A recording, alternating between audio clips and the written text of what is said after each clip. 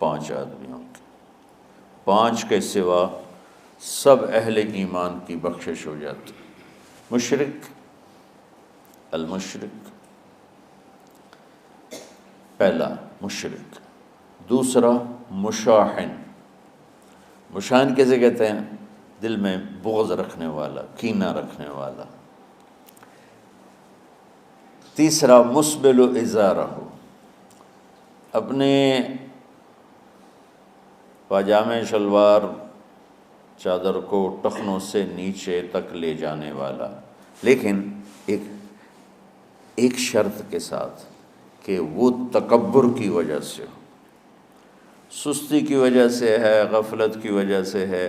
چونکہ جب آپ نے ایک مرتبہ اس کے بارے میں بات کی تو حضرت ابوبکر صدیق نے کہا یا رسول اللہ، میری چادر، عرب چادر باندھتے تھے جیسے ہمارے پنجاب کا لباس چادر تھا، اب وہ کم ہو گئے، ہماری تو بزرگ عورتیں بھی اور مرد بھی سب چادر باندھتے تھے، شلوار تو کسی کو پتہ ہی نہیں ہوتا تھا ہمارے بچپن میں۔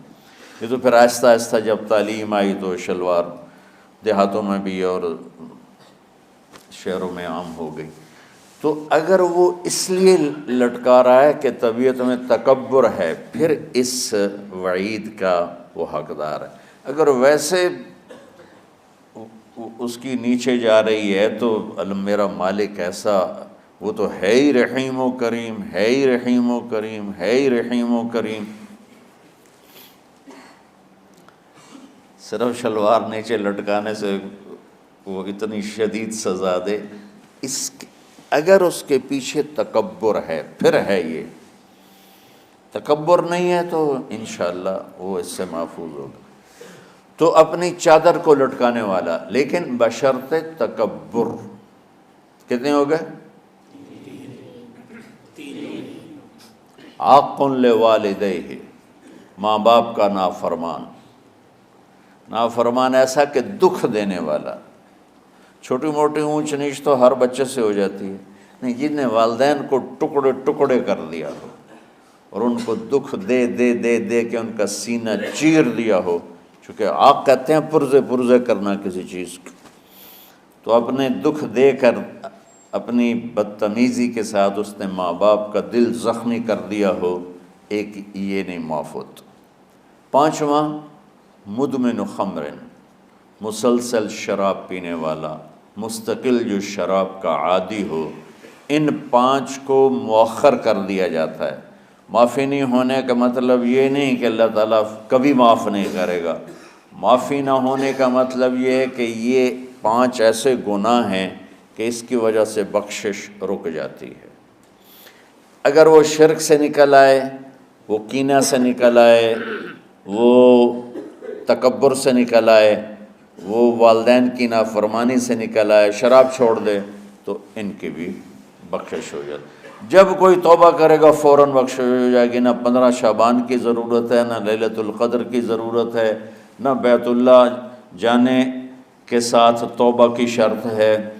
جہاں بھی وہ بیٹھ کے توبہ کرے گا، جس لمحے میں کرے گا، اسی وقت اس کی توبہ قبول ہوگی اور اللہ اس کے پچھلے سارے گناہوں کو معاف فرما دے گا۔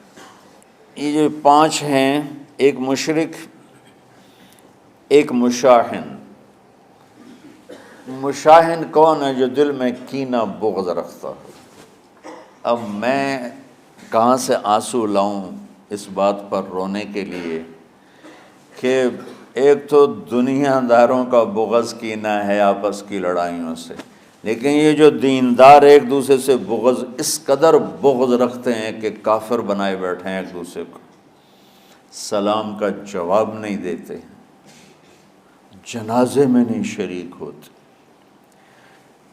اس کا جرم واپس جاتا ہے تاجروں کو نہیں، حکمرانوں کو نہیں، خطیبوں کو، نادان، ہر خطیب نہیں، نادان خطیبوں کو، جو ہر مکتبہ فکر میں موجود ہیں، جو اس شدت کے ساتھ اوروں کی نفی کرتے ہیں اور اپنے آپ کو صحیح کہتے ہیں کہ جیسے باقی سب جہنمی ہیں، سب کافر ہیں اور صرف ہم ہی صحیح ہیں اور ہم ہی جنت میں جائیں گے اور کوئی جنت میں نہیں جائے گا۔ تو چونکہ اس میڈیا کے ذریعے سے بہت سی امت سن رہی ہے، تو میں دیکھو بچوں ہاتھ جوڑتا ہوں اللہ کے واسطے، دین پیش کرنا، کافر کافر کے نعرے مت لگانا، اور یہ کافر وہ کافر، یہ کافر وہ کافر۔ اللہ بڑا کریم ہے۔ من کان آخر کلامہ لا الہ الا اللہ، یہ مولانا شاہد صاحب کے بھائی ساری زندگی کمیونسٹ رہے، ساری زندگی، اور دین سے بیزاری اور دینداروں سے نفرت نہیں، اور مرنے سے پہلے 3 دفعہ کلمہ پڑھا، چند دن پہلے ان کا انتقال ہوا ہے۔ تو اللہ کو کون سا عمل ایسا پسند آیا ہوا تھا کہ ایمان کو باقی رکھا؟ وہ دین سے نفرت کا اظہار کر رہے ہیں، دینداروں سے نفرت کا اظہار کر رہے ہیں، کتابیں لکھی ہیں، لیکن ایمان والی ماں نے جنم دیا تھا اور دودھ پلایا تھا، اور بچپن میں کلمہ بھی پڑھتے تھے، نمازیں بھی سیکھی ہوں گی، قرآن بھی پڑھا ہوگا، اس کے بعد ساری زندگی کمیونسٹ رہے۔ کون سی نیکی اللہ کو پسند تھی کہ مرتے ہوئے 3 دفعہ لا الہ الا اللہ پڑھا؟ ابو زرع رحمۃ اللہ علیہ بڑے محدثین میں سے ہیں، فرماتے تھے مجھے 1,00,000 حدیث اس طرح یاد ہے جیسے تمہیں سورہ فاتحہ یاد۔ وہ انتقال کر رہے تھے، بے ہوش تھے، تو ان کے پاس ان کے شاگرد اور محدثین بیٹھے تھے کہ استاد جی کو کلمہ کیسے پڑھائیں، تو ہوش ہی کوئی نہیں، اور بے ہوشی میں کیا ہوش میں بھی ہو کوئی تو اس کو یوں سیدھا نہیں کہتے کلمہ پڑھو، بلکہ اس کے پاس بیٹھ کے لا الہ الا اللہ لا الہ الا اللہ پڑھتے ہیں کہ کہیں وہ کہنے سے انکار نہ کر دے۔ تو ان کے ایک شاگرد منذر بن شازان وہ کہنے لگے حدثنی ضحاک بن مخلد عن ابی عاصم عن عبد الحمید بن جعفر عن صالح بن ابی غریب، یہ سند پڑھ کے چپ ہو گئے، آگے نہیں چلے۔ تو ابو حاتم بیٹھے تھے، وہ بولے اونچی آواز میں، اور وہ ابو زرع بے ہوش پڑے ہوئے ہیں، حدثنی بندار عن ابی عاصم عن عبد الحمید ابن جعفر عن صالح ابن ابی غریب، اور خاموش ہو گئے۔ سبحان اللہ، وہ شخصیت بے ہوش پڑی ہے لیکن ساری زندگی حدیث پڑھائی ہے، کانوں میں آواز تو جا رہی ہے، دماغ اس کو کیچ نہیں کر رہا، لیکن لاشعور بے ہوش نہیں ہوتا، شعور بے ہوش ہوتا ہے، وہ لاشعور میں پہنچتی ہے اور شعور کو بیدار کیے بغیر ان کی زبان کو چلاتی ہے۔ انہوں نے بے ہوشی میں کہا حدثنی ابو عاصم، یہ ایک واسطہ اوپر ہیں ابو زرع ان سب سے، بندار عن ابی عاصم، ضحاک عن ابی عاصم، تو انہوں نے فرمایا حدثنی ابو عاصم عن عبد الحمید ابن جعفر عن صالح ابن ابی غریب، یہاں باقی 2 خاموش ہو گئے تھے، وہ آگے چلے، عن کثیر ابن مرۃ الحضرمی عن معاذ ابن جبل رضی اللہ عنہ قال قال رسول اللہ صلی اللہ علیہ وسلم من کان آخر کلامہ لا الہ الا اللہ دخل الجنہ، او قال حرمہ اللہ علی النار، اور ساتھ ہی جان نکل گئی۔ کہ سند وہ آدھی پڑھ کے خاموش ہو گئے تھے، یہ آگے پڑھتے پڑھتے پڑھتے پڑھتے اللہ کے نبی تک پہنچ کے فرمایا کہ میرے نبی نے فرمایا کہ جس کا آخری کلام لا الہ الا اللہ ہوگا وہ جنت میں داخل ہوگا، یا اللہ اس پہ جہنم کو حرام کر دے گا۔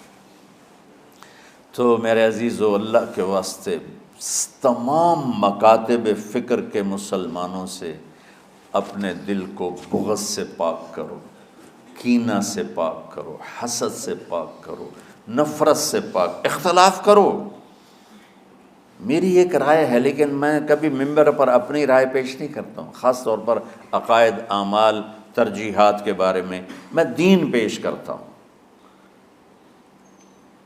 رفع یدین کرنے کی بھی حدیثیں موجود ہیں، نہ کرنے کی بھی موجود ہیں، اور لڑی جاندے دونوں پاسا دے مناظر لڑی جاندے، لڑی اور اللہ دا واسطہ ہی نے دنیا برباد ہو گئی تو انہوں رفع یدین دی پئی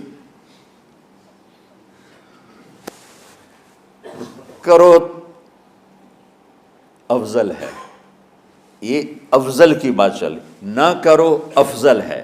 ہم جو نہیں کرتے تو ہم کہتے ہیں کہ افضل ہے نہ کرنا، کرنا چاہو تو کر لو، کوئی مسئلہ نہیں، اور جو کہتے ہیں کرنا ہے وہ بھی کہتے ہیں افضل ہے کرنا، نہ کرو تو کوئی۔ یہ امت برباد ہو رہی ہے، یہ ان چھوٹی چھوٹی باتوں پہ مناظرے ہو رہے ہیں۔ میں نے ایک مناظرہ سنا تو مجھے بڑی تکلیف ہوئی ہے، اس پر سوشل میڈیا پر رفع یدین پہ ہو رہا تھا، ادھر دیوبندی تھے، ادھر اہل حدیث سے، اور لڑی جاندے لڑی، اخیر مناظرہ ہوندہ ہے، ایک دونوں گالی کٹ کے اٹھی جاندے۔